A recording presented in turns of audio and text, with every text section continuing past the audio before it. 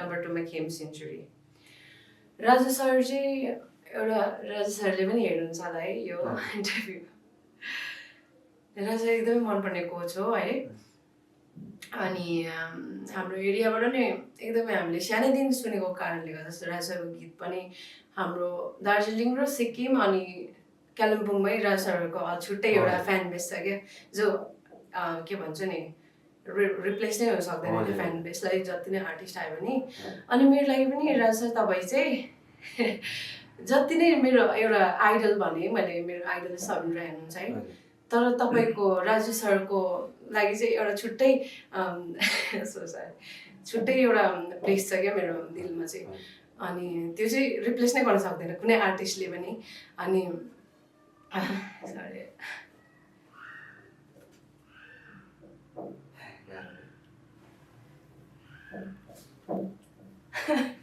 Sorry अलिक relax हुन्छ म।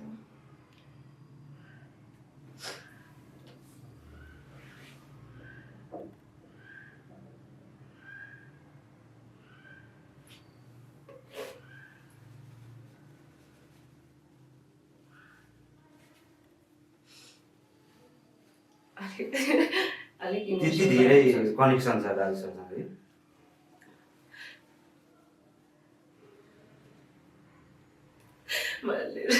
रुँदै रुँदै रोइपठाएँ।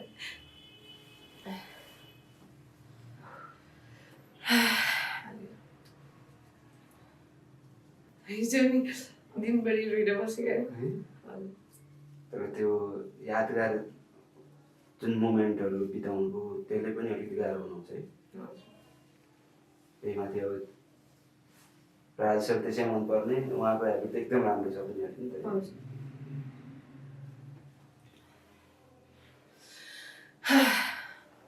मै मात्रै होइन तर राजु सरसित जोही पनि छुट्टै जानुहुन्छ नि सबैजना रुन्छ क्या त्यो चाहिँ। हजुर आफै पनि इमोसनल हुनुहुँदो रहेछ नि त कति त है। टिम राजुको चाहिँ कन्टेस्टेन्ट पनि इमोसनल रहेछ। होइन गुरु अनुसारको चेला हुन्छ भन्छ नि, अब त्यसरी जोडेर राख्नु भएको हुन्छ होला त्यो होइन। आयो कन्ट्रोल गर्न सकेन मलाई। यस्तो भएको खास चाहिँ राजु सरले सोचेको भन्दा पनि ज्यादा यति साह्रो केयर गर्नुहुन्थ्यो नि त हामी सबैको। त्यही भएर जहिले पनि छुट्टिँदै गयो यसरी नै रोयो क्या। म चाहिँ हिजो त्यो एपिसोड त्यो सोबाट आउट हुँदाखेरि त्यो स्टेजमा मात्रै होइन ब्याक स्टेजमा गएर पनि यति साह्रो रोयो कि म। हजुर एक त अब यता यत्रो धेरै माया गर्ने कोचसँग पनि छोडिँदैछ भन्ने पनि भएर पनि होला होइन। हजुर अब टिम त एउटा भइहाल्यो।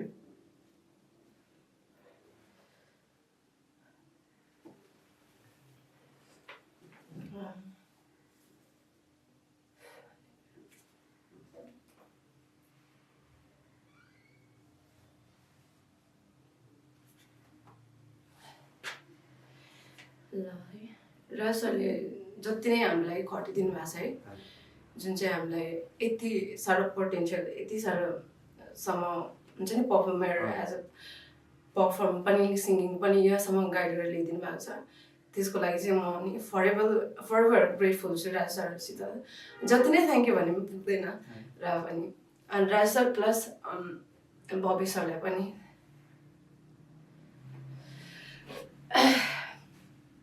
तपाईँलाई चाहिँ कहिले भुल्ने छैन।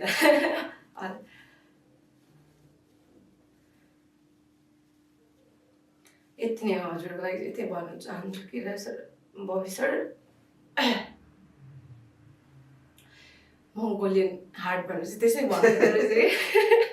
यति साह्रो दिलमा बस्यो हुन्छ नि। राजु सरको लागि चाहिँ त्यो राजु सरको सङहरू हुन्छ नि मङ्गोलियन हार्टलाई चाहिँ रिप्लेस नै गर्न सक्दैन क्या, जति न्यू आर्टिस्ट आए भए पनि त्यसको लागि चाहिँ खतरा सरी। अनि खेम सेन्चुरी सर पनि एकदमै डाउन टु अर्थ। सरले पनि यति साह्रो आफ्नो टिमलाई गाइड, खेम सेन्चुरी सर पनि एज अ पर्सन एकदमै राम्रो हुनुहुन्छ। अनि आफ्नो टिमलाई पनि त्यसरी नै गाइड गर्ने माने खेम सेन्चुरी सरको कन्टेस्टेन्टहरूसित पनि एकदमै राम्रो कनेक्सन भएको थियो मेरो है उनीहरूको थ्रुबाट पनि सुन्दाखेरि खेम सेन्चुरी सर यस्तो हुनुहुन्छ यस्तो हुनुहुन्छ है अनि वैसे त्यो म लोकदोरी जनरको त त्यति पहिल्यैदेखि म रक जनर अलिक उताकै ज्यादा जस्तो मैले बलिउड भन्दाखेरि पनि हलिउड सङ्ग्सहरू ज्यादा सुन्थेँ इङ्ग्लिस सङहरू त्यही सुनेरै हुर्केरै आयो अनि नेपालीमा भनेपछि फर्स्ट सुनेकै राजु एक्सेप्ट राजु सरको सङ जति पनि बचपनमा सुन्यो तर मैले सबिन राई सरसित एकदमै त्यो हुन्छ नि इन्सपायर्ड भएको अनि एक्सेप्ट द्याट खेम सेन्चुरी सरको चाहिँ फर्स्ट हुन्छ नि गीतहरू दोहोरी हुन्छ नि खेम सेन्चुरी सरको एकदमै मन पर्थ्यो क्या खेम सेन्चुरी सर पनि हाम्रो एरियामा एकदमै फेमस हुनुहुन्छ त्यो सुन्नु भएको थियो पहिला त सुनेको थिएन भर्खर सुनेको तर मन पर्यो मन पर्दै गयो नेक्स्ट हेरौँ हजुर ओके तपाईँलाई कस्तो लाग्छ प्रमोद खरेल हामीले नि प्रमोद खरेल सर पनि एकदमै प्रोफेसनल हुनुहुन्छ एकदमै राम्रो सर जस्तो आफू हुनुहुन्छ है एकदमै एज अ पर्सन त राम्रै हुनुहुन्छ सबैजना कोचहरू तर सरले पनि राम्रै होस् अगाडि नै बढोस् भनेर चाहनुहुन्छ सबैजनालाई त सबै कोचले चाहनुहुन्छ तर Pramod sir as a person पनि राम्रै हुनुहुन्छ एज अ कोच पनि बेस्ट नै हुनुहुन्छ अनि मेलिना म्याम त सबैको दिलको केटी मान्छेहरूलाई पनि त्यत्तिकै मनपर्ने केटाहरूको त कुरै नगरौँ होला such a cute such a down to earth ma'am पनि एकदमै हाम्रो अङ्कलहरू हुनुहुन्छ है गाउँमा मेलिना म्यामको यति साह्रो डायर्ड फ्यान हुनुहुन्छ मलाई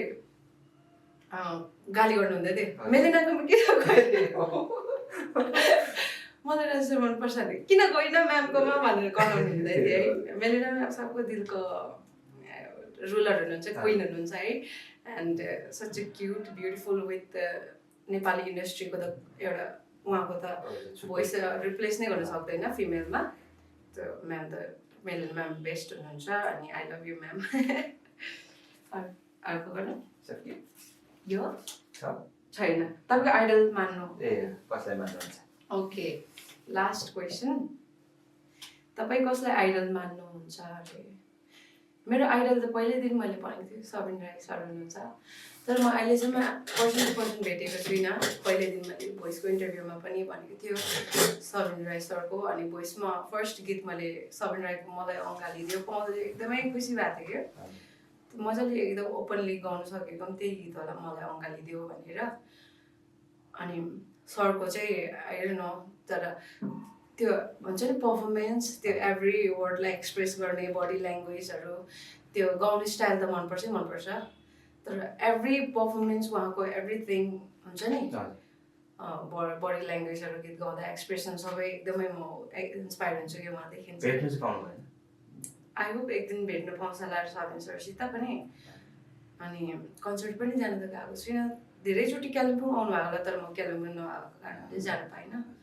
आई होप म नेपालमै बसेपछि एक दिन जानु पाऊँ पर्सन टु पर्सन भेट्न पाऊँ इन्सपायर चाहिँ उहाँसँगै हुनुभयो हजुर सुरुमा कुन गीत सुन्नुभएको थियो उहाँको सबिन राईको फर्स्ट गीत चाहिँ यो म संसार जित्ने भने संसार जित्ने आइरहेछु मात्र तिमी मेरो साथ बसिदेऊ एकदमै दामी गीत हो यो त सबैलाई मनपर्ने मैले फर्स्ट गीत गाएको पनि सबिन राईकै सङ मलाई संसार जित्ने त्यो सानसानो पहिलादेखि कन्सर्ट गरेर बस्दाखेरि सुनौ अलिकति लामै म संसार जित्ने आँट ओके ओ ना ना ना ना ना ना ना ना ना ना म संसार जित्ने आँट गर्दैछु मात्र तिमी मेरो साथ बसिदेऊ भविष्यले गाउने गीत म रच्दैछु मात्र तिमी सुरमा ताल मिलाइदेऊ यही हो अर्थ रच्नुको इतिहासमा अमर होस् तिम्रो र मेरो कहानी सधैँ सधैँ त्यति नै सबैभन्दा मनपर्ने सङ्ग म संसार जित्ने इन्सपायर उहाँबाट हुनुभयो अनि भोइसमा चाहिँ कसरी जोडिनुभयो भोइसमा मतलब भोइस यहाँ सिजन 7 मा चाहिँ कसरी जोडिनुभयो सिजन 7 मा चाहिँ जब मैले भोकल क्लास गर्दै थिएँ त्यति बेला चाहिँ हाम्रो कालिम्पोङ दार्जिलिङबाट पनि आर्टिस्ट धेरै थियो पहिला आएको है हाम्रो दार्जिलिङबाट मेन चाहिँ याङ्की अल्मो हुन्छ याङ्की अल्मोको चाहिँ पहिल्यैदेखि गीतको चाहिँ पहिल्यैदेखि हेरिबस्ने कि मैले मेरो फेभरेट कन्टेस्टेन्ट खतरा लागेको क्या जस्तै म पप रक त्यति धेरै नरुचाउने मान्छे होइन हजुर नरुचाउने भन्दा नरुचाउने होइन तर अरूभन्दा अलिकति कम रुचाउने उहाँको त्यो भोइसमा सुन्दाखेरि चाहिँ धेरै हेरेँ क्या त्यो एकदमै उहाँको चाहिँ फर्स्ट लाइनको त्यो के अरे कुन चाहिँ मेरो आँसु भन्ने एकदमै गीत मन पऱ्यो थियो मैले तर त्यो गीत कतिवटा कम्पिटिसनमा गीत गाएँ सेम स्केलमा यति साह्रो दामी गीत गाइदिनु भएको अनि मैले सोचेँ उहाँहरू जानु आई थिङ्क सिजन 2 मा होला सिजन 2 मै होला नेक्स्ट 2 कि 3 मा थियो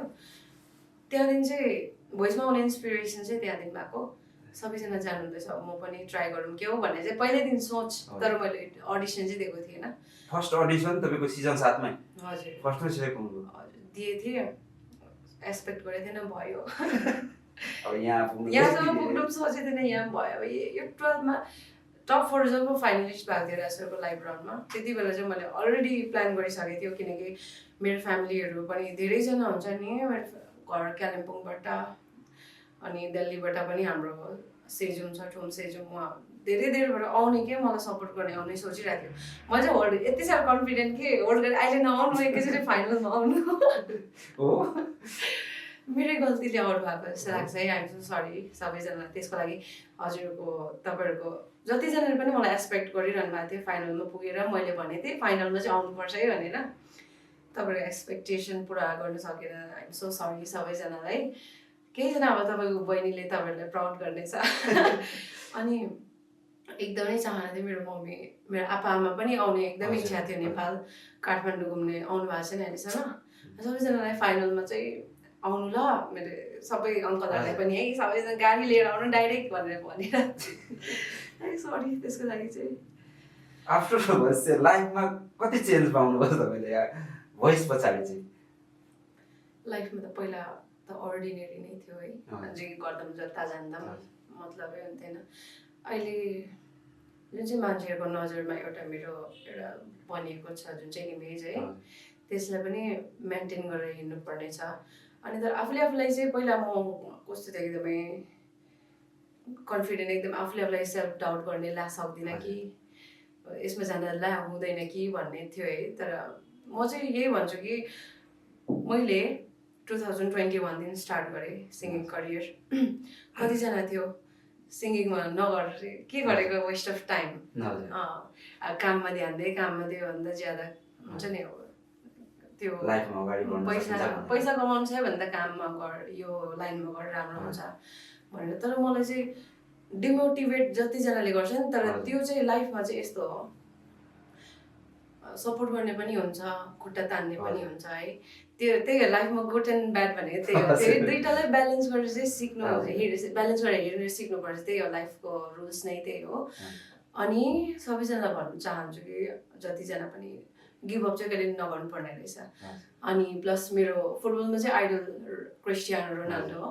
अनि उहाँले जति पनि उहाँको लाइफमा यति साह्रो हेट आयो अनि यति साह्रो डिमोटिभेट कसै त यति साह्रो हेट आयो किन गर्नु अहिले one of the best footballer most followed अनि प्लस फुटबलमा one of the richest footballer त्यसै बनिएको होइन क्या त्यो मेसीको फ्यानले फेरि गाली नभन्नु होइन मलाई मेसी पनि त्यतिकै रेस्पेक्ट छ एकदमै दिलमा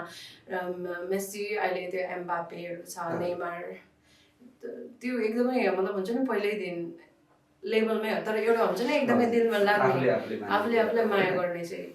किनकि उहाँकोबाट चाहिँ एकदमै इन्सपायर्ड हुन्छु उहाँकोबाट पनि नेभर गिभ अप चाहिँ उहाँले आफ्नो लाइफमा देखाइरहनु छ सबैले मेसीको फ्यानले पनि देखिरहेको छ होइन त्यो कति हेट आयो क्या हाम्रो जुनै लाइनमा पनि अब एज अ सिङ्गरको आर्टिस्टको लाइफमा पनि हुन्छ, डान्सरको लाइफमा पनि हुन्छ, अनि एउटा पोइटको लाइफमा पनि हुन्छ है। अनि त्यो जति नै लाइफमा त्यो खुट्टा तान्ने आउँछ